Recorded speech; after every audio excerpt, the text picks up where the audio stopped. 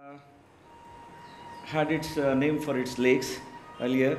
Around 646 lakes was identified way back in 16th century, 17th century, and all lakes in Bangalore are man-made. There are no natural lakes in Bangalore. So Madivala Lake in particular is one of the biggest lake in south of Bangalore. It is covering around 273 acres of land is there for Madivala Lake. 25 acres of wetland is there in Madivala. Around 14 species of bird species are there, and it has a park of around 20 acres. Park area is there, and all whatever components are there for a lake, Madivala do consist of all this, including a sewage treatment plant. Most parts of the lake are covered with weeds, with chemical waste being dumped into the lake by neighboring industrial units every day.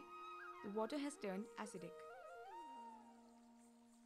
Residents complain that even sewage from neighboring slums is let into it.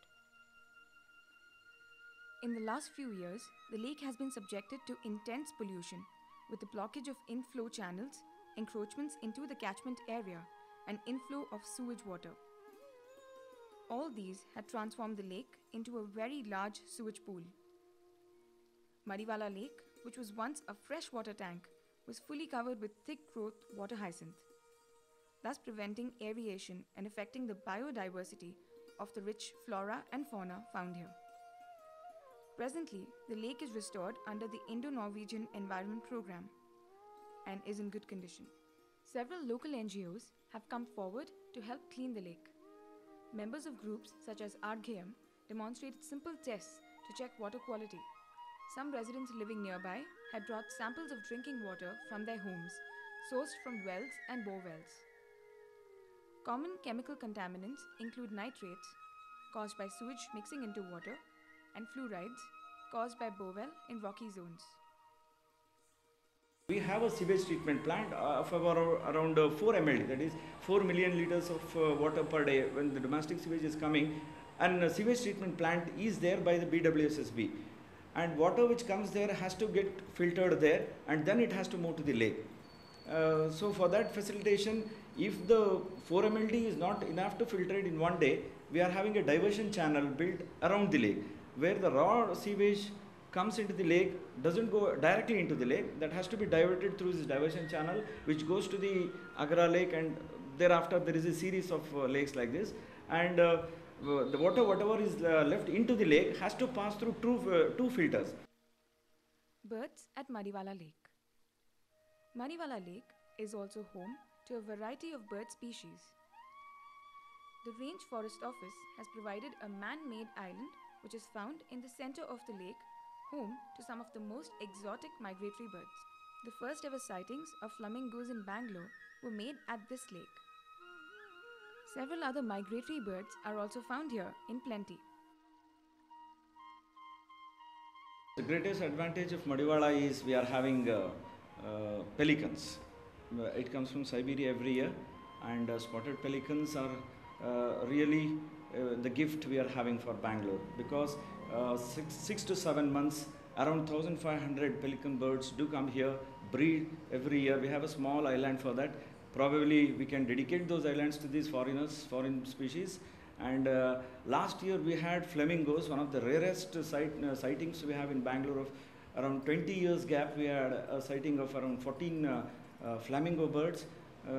Others bird wetland species of birds like purple moorhens, purple herons, all 4 to 5 types of kingfishers, the common coots, the dabchicks, which are all very prominent in wetlands.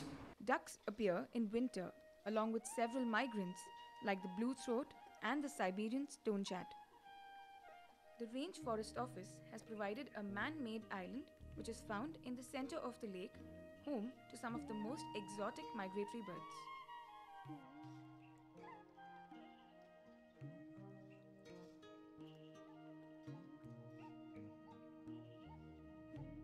We have planted, it's an artificial island we have made from the silting soil we had accumulated in the middle of this tank. So we had around 1,400 to 1,500 bamboo species have been planted in the middle. So that has become very thick growth there in the islands. it has advantages and disadvantages too, because one of the advantages is people inside it is a very rare thing that inside Bangalore we are having such a huge large water body of around 270 acres. One can imagine the extent of lake of around 270 acres, which is in the middle of the city. That is one of the biggest advantages. The second thing is, of course, this main road, there are two main roads joining here. One is Banirghata Road and another is Hosur Road. This lake in between these two main roads. And of course, there is a disturbance from the vehicular disturbances there, and other noise pollution is there. But anyway, I hope when these birds have become accustomed with these type of noise pollution and all for the last 10-12 years, maybe we don't think there is much disturbance with these vehicles. And when it is, of course, in the corner, this Madivala Lake is in between 4 villages actually.